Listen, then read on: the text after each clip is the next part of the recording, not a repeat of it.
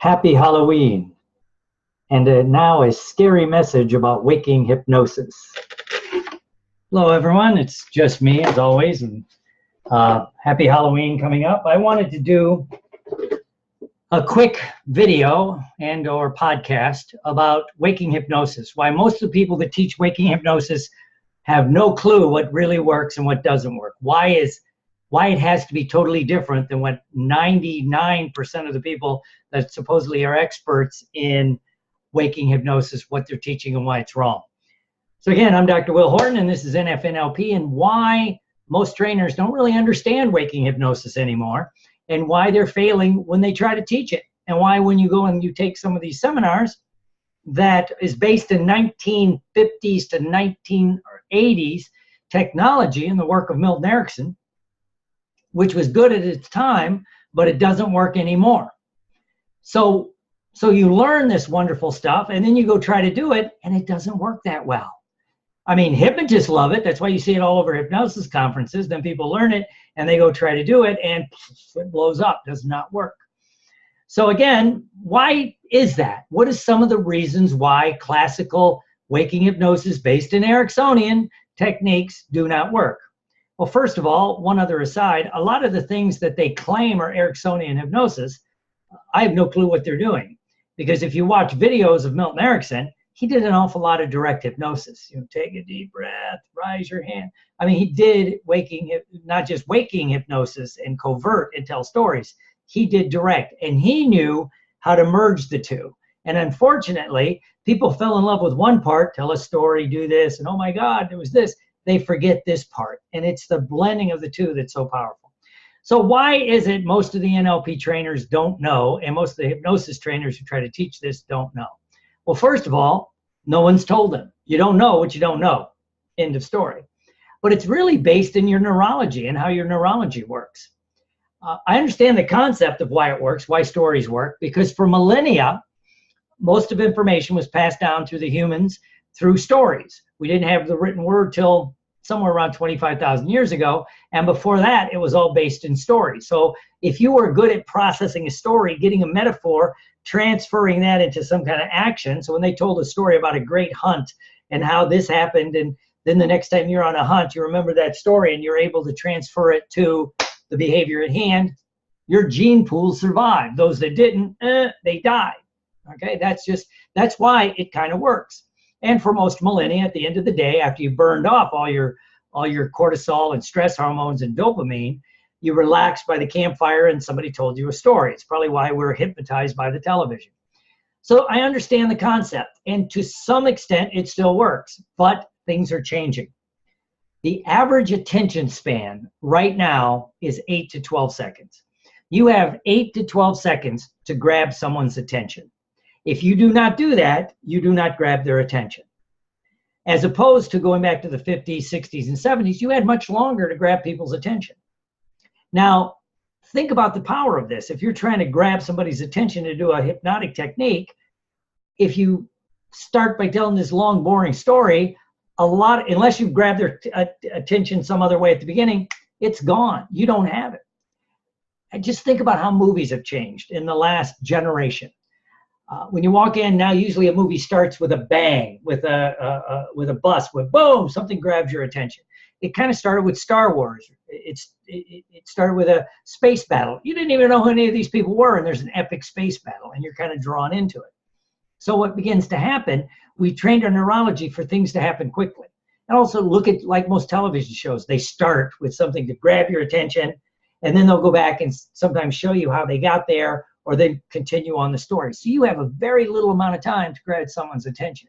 So unless you understand that, you need to do something, you need to figure out a way, know a way to get their attention, and then segue it into what you want to do.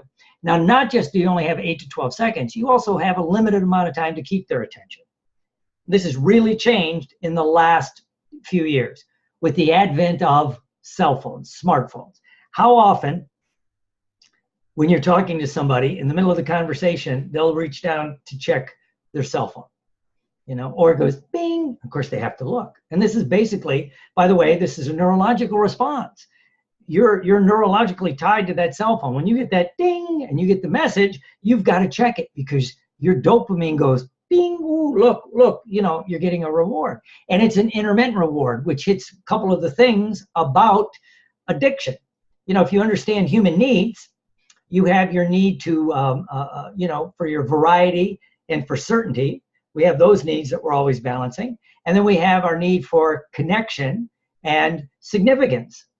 And the cell phone hits 3 or 4 of those, which can become addictive. Add to that, it's a variable response. You don't always know what this response will be. Those are some of the criteria to really get an addiction. So the cell phone goes off, bing, and you have to check it, right? Maybe it's good news, you're happy. Maybe it's bad news, you're sad. But still, it does that. So that means if you're telling a story, if you're trying a waking hypnosis technique, you have to be cognizant that the fact that you got to grab their attention quickly, and then you have to know how to keep their attention because it's going to wander. It's going to wander. You have to be prepared for that. And most people don't even teach that. They use what might work in a seminar. Now remember, you learn a technique in a hypnosis conference or hypnosis seminar or hypnosis class, well, you're already into it. You're vested. You're bought in. You'll sit there. You'll go, ooh, this is so cool. And all the people around you will go, ooh, this is so cool. But again, I tell you, if you took 100 people off the street, put them in there, probably 90 of them going, what is this? They're checking their cell phone. They're checked out mentally. So you have to be prepared for that. So the old techniques do not work. You have to know how to do things to grab their attention, keep their attention. Then you also really have to know how to create synesthesia, cross over every aspect, visual, auditory, kinesthetic, olfactory, gustatory. You need to make it as sensual an experience as possible. Bring in all the senses. And you have to make it emotional. You can't tell a story in a very calm, cool voice. That's boring, people. That's not hypnosis. That's boring. When you watch the people that know how to do it, they have very lively voices. They make it very vivid. They bring you in. There might be a little shock factor somewhere in there. So it's like, oh, and that's keeping you engaged. It has to be engaging enough that you will not check your cell phone. And that's the trick. And that's why most of the trainers really teach a very ineffective, old, outdated, antiquated version of waking hypnosis. You have to understand some other factors, and what words actually bypass the critical factors of the mind, how to do it quickly. It's not just the story, it's how you tell the story. It's what's part of the story. It's how you set the story up if you're going to use waking hypnosis. So you can learn in effective ways that other hypnotists might learn. It might be really well at a conference, but it doesn't work in the street, doesn't work in the real world. We teach at NFNLP, and myself, I always teach street smart hypnosis and street smart NLP. What really works? What works on the street? What works with people that aren't paying hundreds or thousands of dollars to sit in a seminar and be wowed? Can you grab their attention? Can you do this across the board? And for several years, I had the blessing, if you will, to be able to do a lot of seminars to the public. They were mainly stop smoking seminars. And so the people really didn't know who I was. And so I got to test some of these techniques that people swore by. And these people are just sitting in a room. They just want to stop smoking. And some of the things that people swore would work in this kind of situation didn't work at all. Then when I went back and did some research, I found these people were basically talking out their butts, if you want to know the truth. They never did it for the general public. They only did it for other hypnotists, right? They only did it in seminars. It's the power of the podium. If you come to one of my trainings, I could probably get magical changes for people while they're in my seminar because you're vested. You're vested. You've paid a lot of money. I have a reputation. That's why you're there. It's the power of the podium. You're going to do great. You could do the exact same technique with someone that doesn't know who you are or anything. It won't work. It's also why some of the trainers stop seeing clients off the street. They don't have the same effectiveness. So on this wonderful Halloween, a scary topic, most people have been mistrained, ill-trained, or just wrongly trained in what true waking hypnosis is. It's a very simple concept, but it's not just the Ericksonian tell a story. It's structure of the story. What words set up to bypass the critical factors of the mind? Did you know there's several words that in the English language, bypass the critical factors of the mind like that. Did you know there's a way to grab somebody's attention span by using their words, their emotional triggers, their emotional hot buttons, to bypass their critical factors and activate them so they want to pay attention? Right? And if you do that right, the story becomes secondary, or the story itself is secondary to getting their attention and doing that. Do you also know that the strategic use of humor breaks up the neurons, breaks up the neurological flow, and can create amnesia and can help make change even deeper. So if you've done a really cool technique, if you can get people to laugh at the proper time in the proper way, they'll forget what you did. The change will still settle in, but they'll forget how you did it. That's magic in action. That's what few people really understand. So again, I'm Dr. Will Horton. I teach this all over the world. It's one of my pleasures. I just saw some really horrible videos on waking hypnosis that made me want to take a pen and just pop it through my ear to stop the pain, because it just was, it was wrong, and it doesn't work. And so I'd like to thank you for joining us. Have a great day. Happy Halloween. If you watch this before Halloween, I'll have to make sure I take this one down afterwards. If not, it looks kind of stupid sitting there in a Halloween t-shirt and a Darth Vader mask. But, you got to make it fun. You got to make it fun. Like the internet marketing guys talk a lot about, grabbing people's attention. And they'll do things like there'll be a fish, and they're trying to sell you something. And you look, and you're like, what's this fish got to do with that? Well, that grabs your attention and it makes you think. So your brain's searching, right? And then they can go off and they try to take you down a certain path. That's kind of irrelevant, but it proves they duplicate what works.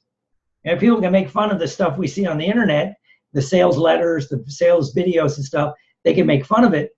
But I can tell you from talking to a lot of the internet marketers, if they didn't work, if whatever they were doing didn't work, they wouldn't keep doing it. It wouldn't keep duplicating it, because they analyze and they track much better than most therapists.